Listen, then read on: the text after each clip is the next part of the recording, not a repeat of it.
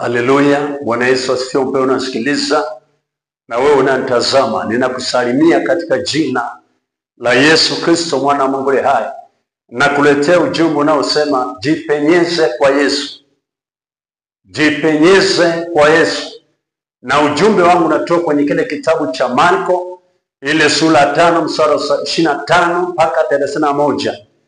Na ujumbe unasema, narudia tena kusema jipenyeze kwa Yesu. Na kisoma maandiko haya yanaelezea habari ya mwanamke mmoja. Maandiko yanasema alikuwa ni mwanamke mwenye kutokwa na damu kwa takribani miaka 12. Ameteseka kwa miaka mingi. Ametumia njia mbalimbali kwa miaka mingi. Amejaribu hili na lile kwa miaka mingi, hali yake imeshindikana. Lakini nataka nikuletee ujumbe unaosema kujipenyeza kwa Yesu. Wakati mwanamke huyu amesikia habari za Bwana Yesu na anakusudia kumwendea Yesu, maandiko yanasema Yesu alikuwa amesongwa na mkutano.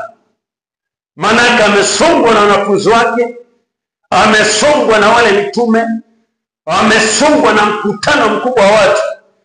Na yalikuwepo mazingira ambayo yalikuwa amemsonga huyu mwanamke asiweze kumfikia Yesu. Na moja kati ya mazingira alikuwa ni kutokwa kwake na damu miaka 12. Katika desturi za Kiyahudi, kwa mujibu wa Torati kisomo Walawi 15, maandiko yanasema mwanamke anayetokwa na damu hapasi kukutana na watu ama kugusa watu, na anapaswa kutengwa kwa wakati wake wote wa kutokwa na damu.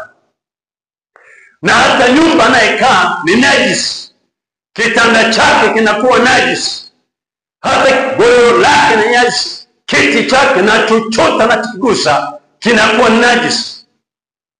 Hii ilikuwa ni kikwazo na kizuizi cha yule mwanamke kushindwa kumwona Yesu. Kwa hiyo alikuwa na tatizo ambalo limesonga maisha yake. Anatamani kumwona Yesu, amweleze matatizo yake, amweleze mateso yake. Lakini shida ya kutokwa na damu ni kizuizi. Ndio maana nasema jipenyeze kwa Yesu.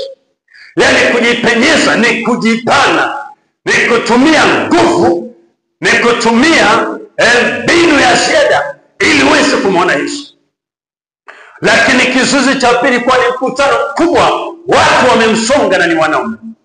Na desturi za Kiyahudi ilikuwa sema mwanamke haruhusiwi kuingia katikati ya wanaume. Ilikuwa ni kosa kubwa sana. Lakini huyu mwanamke, pamoja na kwamba Yesu alikuwa amezungukwa na watu wa kila namna, hakuna mahali ambapo Yesu, kushoto, kulia, kaskazini, kusini, watu wamemzingira Yesu, hakuna mahali pa kupita.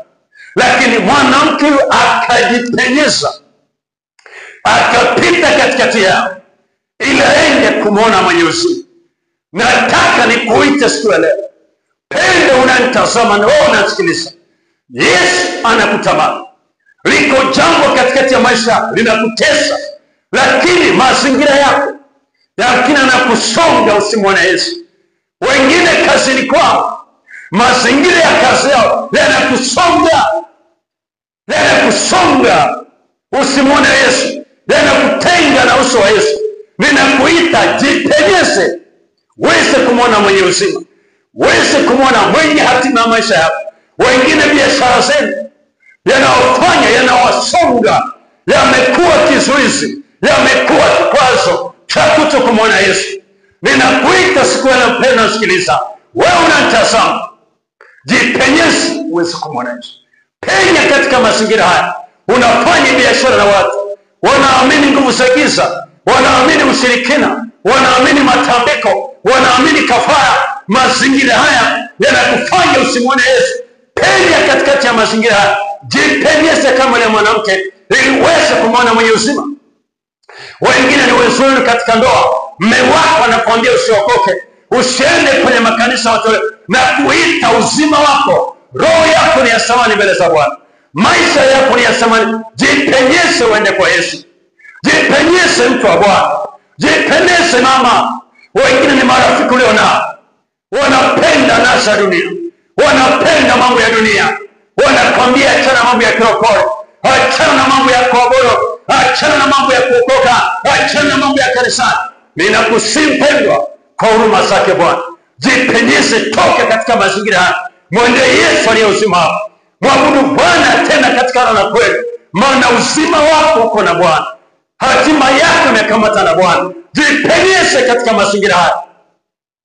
Wengine ni katika mazingira yenu ya kazi, yako mazingira ya rushwa na fisadi, pesa ambazo sio halali zinakutamanisha, zinakufanya usiwe mtu wa Bwana, zinakufanya usiwe mtu wa ibada, zinakufanya usiwe mtu wa kanisa, zinakufanya usimche Bwana. Jipenyeze katikati ya mazingira yanayokuzuia usipita, penya, toka uweze kumwona Yesu.